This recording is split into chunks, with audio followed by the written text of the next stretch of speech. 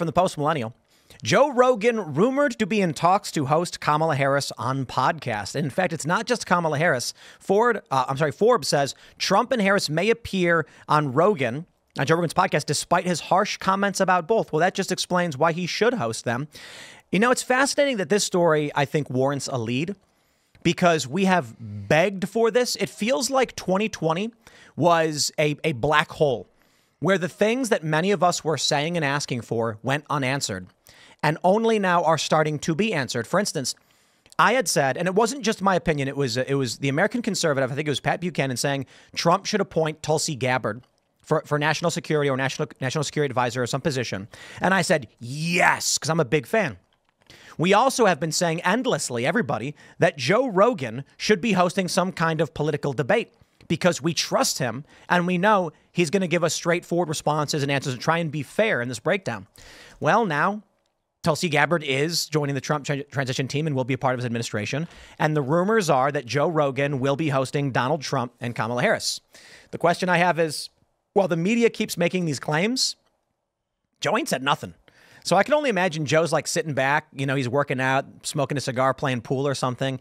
And then someone hits him up, be like, hey, Joe, are you doing this? He's like, bro, I have no idea what are these crazy saying? I don't even know. I can totally hear it. Yeah. I feel like he's going to his booker being like, what did you promise these people? I mean, it is interesting that theoretically this could just be social pressure because there was a backlash when he said, you know, I'm not going to have Donald Trump on. I think he made a statement basically saying he didn't want to delve into it. And there were a lot of Trump people who had a very strong reaction to it.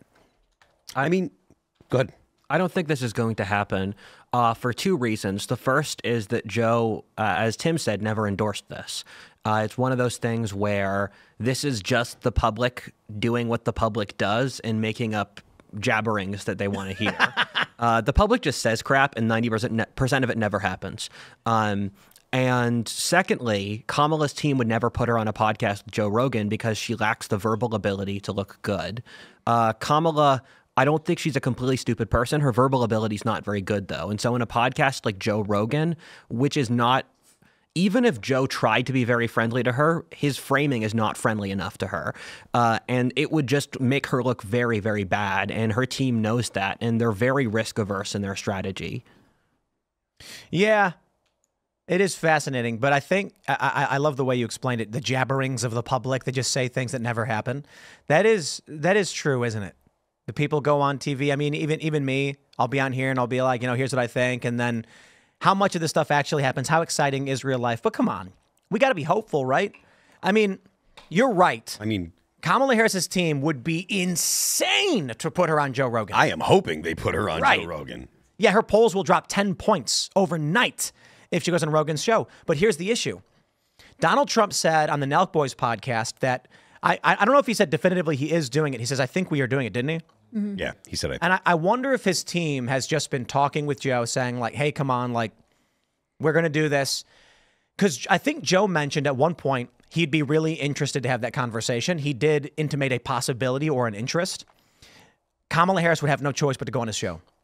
If Trump goes on Rogan, which is Everest of public. I mean, look, man.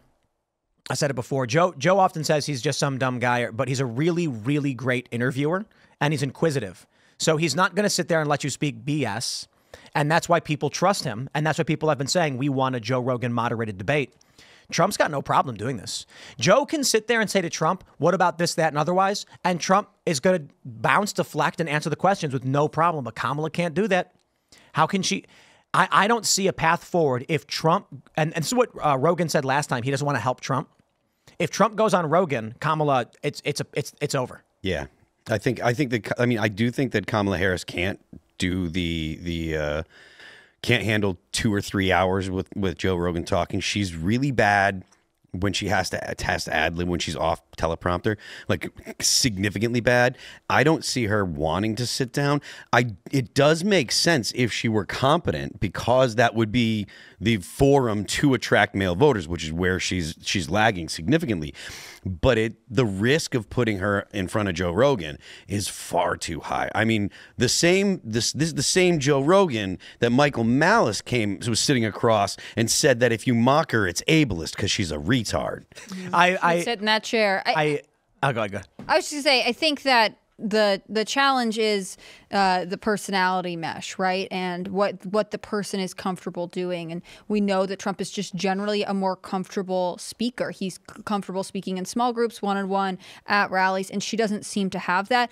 I don't know how many of you, I mean, you probably all watched the Elon Musk appearance on Joe Rogan all those years ago, but, you know, Elon Musk is sort of an unusual personality, right? Like he's a little quieter and things like that. And I remember watching that interview, and it really was a little bit on Rogan to draw him out. But that was with someone who felt as though he wanted to be there and a joint.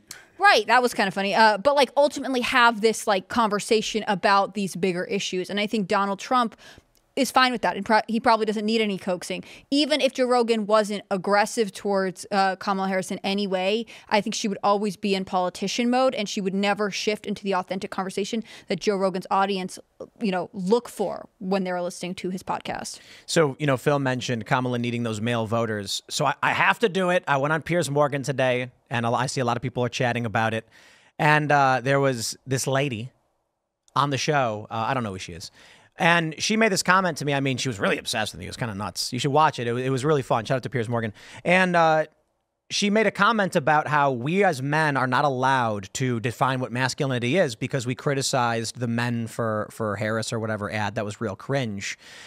And I'm just like, I think it was, what was it, Vinny from PBD, who was just like, this is why, I think it was him. He said, this is why men aren't voting Democrat.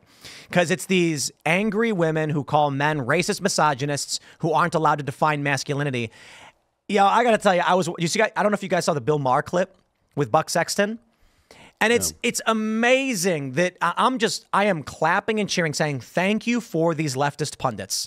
This woman's on the show, on Bill Maher's show, and Buck Sexton makes the point that there are men who feel aggrieved, and her response is, well, now you get to, she said something like, now you get to experience the inequities that women have felt. And he's like, this is going to cost you voters. Men are saying I'm suffering, and your response is, oh, well, now you get it. And then her response to him was, if we are going to have progress, men, particularly white men, are going to feel left behind, and that is what progress means. And I was like, holy crap, Kamala Harris is going to lose every single dude because they keep doing these interviews. They keep doubling down on these talking points. That's the general consensus from the left now. At least the politically active left, if you're quote unquote woke, the general consensus is white men are the problem, and they must sit in their discomfort. These are things that are said in the literature by people like Robin DiAngelo and stuff.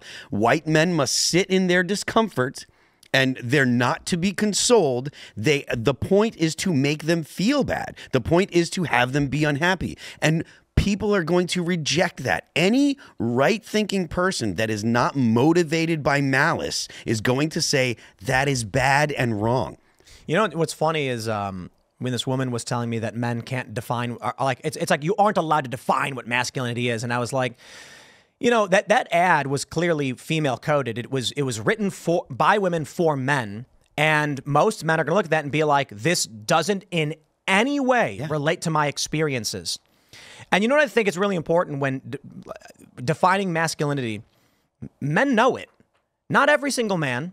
But men know it. That's why there are leaders. That's why there's hierarchy. That's why there are men who follow other men. Yep. There was this really great 4chan post. It's inspiring. It is. And it was this fat dude. And he was saying that he went to a gym and he was really self-conscious. He was overweight, but he wanted to make a difference. And he sees this super tall, like ripped gym bro walk by and immediately start giving him pointers and say, here's how you do the weights, like without question. Here's how you do the lifts. Here's how you do the weights. I want to see this many. You can get it, bro. Hey, man, I'll see you tomorrow. It's leg day. And then he was like, is this what it feels to have a king? I will serve you, my lead. Like, this dude was trying to better himself. And this guy came and said, I'm going to help you be better. And that's what it felt like. Guys recognize it. You look up to there's somebody doing something that you see as honorable, that you want to be that. And when they make this ad where it's like, I'm not scared of women, it's like, yeah, guys don't relate to that. Nope. They want to make an ad. I'll tell you this. I don't know that you can make an ad that would make Kamala Harris look good in the eyes of men. I just really don't. But they'd be better off making. Here's what you do. Here's how it starts. There's a guy farming. He's just a peasant farmer. And then Roman legion ride up on horseback and they say, you are needed to lead us. War is coming. He jumps on the horse and he goes. He leads them to victory. And they say, you have served admirably. Will you retain these powers and rule? And he says, no. And then he goes back to his farm. Kamala Harris, 2024. That's a way more effective ad, the story of Cincinnatus. Instead of having a bunch of guys be like, I ain't scared of no woman. You know, one of the things, like, I think that there are some inherent things about Kamala Harris that turns guys off. Like, just the way that she calls her husband Dougie.